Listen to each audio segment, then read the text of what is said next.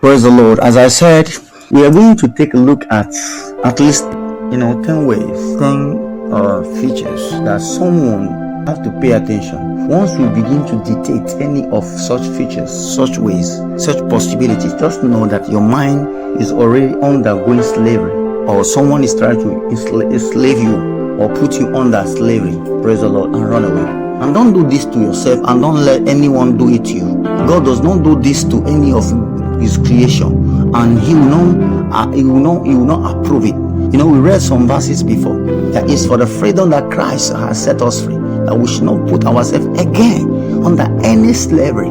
Praise the Lord. So these are the ways, these are things you discover. If anyone or yourself, you are doing it to yourself, then know that you are actually under control. Something is controlling you, whether a thing or a person. It can be a person, it can just be a thing, or it can just be a spiritual energy. It can be a demon, it can be something behind, invisible or visible, controlling you. So for instance, now you always have a quick to obey, quick to say yes. It's just your lifestyle.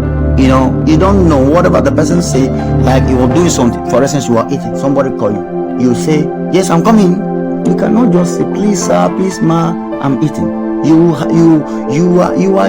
to drop that your food and come on. And some people himself in their bathing, they are in bedroom, they've not bathed some part of their body. They call them, your husband called you, your parent called you. It's because he is calling you, you have to rush off from the bedroom. Just know that the relationship you are developing with such a person is not a relationship, is a master. Mastership is a masters and slaves relationship. You have to know that.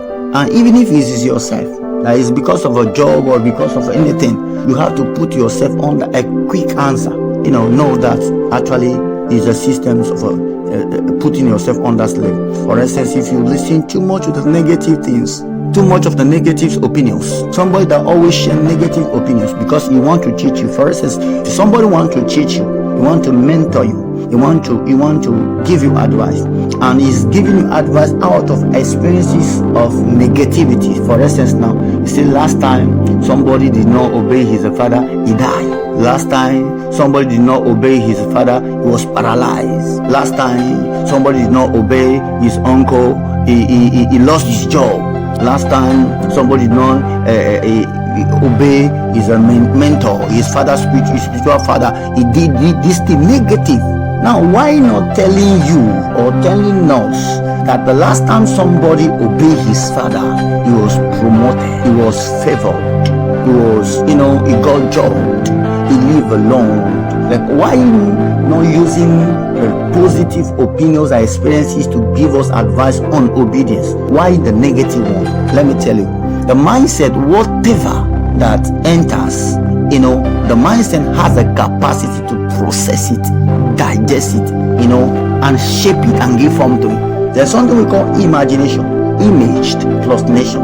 Imagination is a process capacity in us. Whatever comes in, it convert it to pictures, and then you turn it to nation. That's what we call it.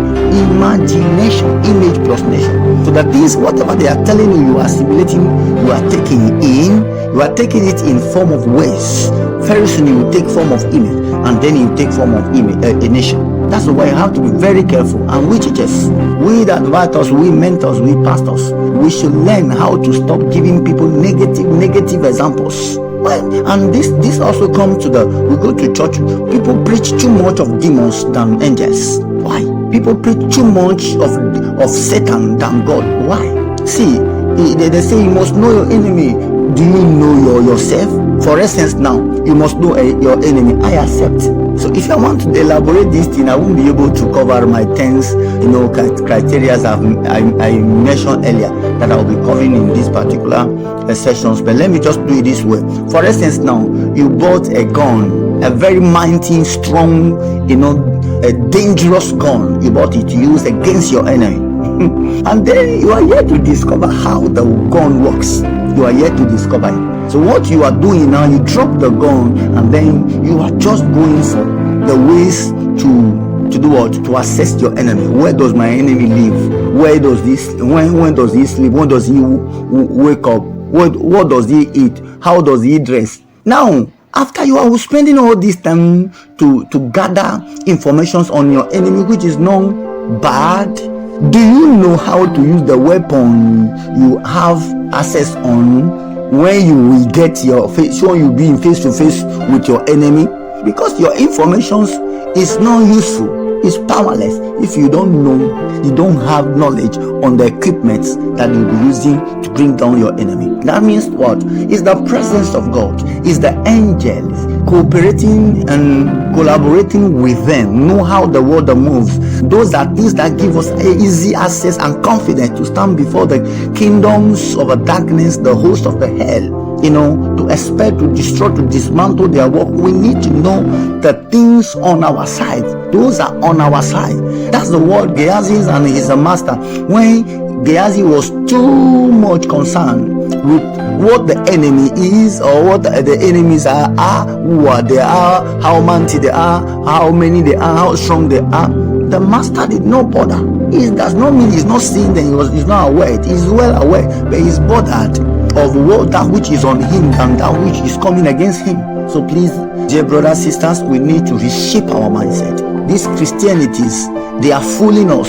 There are many motivation speakers that have come out into the world, and there are many devil sent agents that are coming to preach the gospel, which is not of a Christ. So remember, Paul said this in the epistles of Timothy, in 1 Timothy and 2 Timothy chapter 4. He told Timothy that in the last day, people will not want to listen to the sound doctrine, the pure doctrine. They will be completely changed, and they will turn their ears away from the scent and the pure doctrine to the teachings of demons. Demon here, demon that, demon this, demon that, demon this, demon that. I believe in demon. I believe in power of demon, but I believe also in the powers of the angels. Now, why not discovering first of all more the power of the angel before now taking a look at who is the demon? If we know only that demons, they are just angels, then we will love more learning about angels than learning about demons. Because whatsoever demons can do, the angels can do better. Because the way all in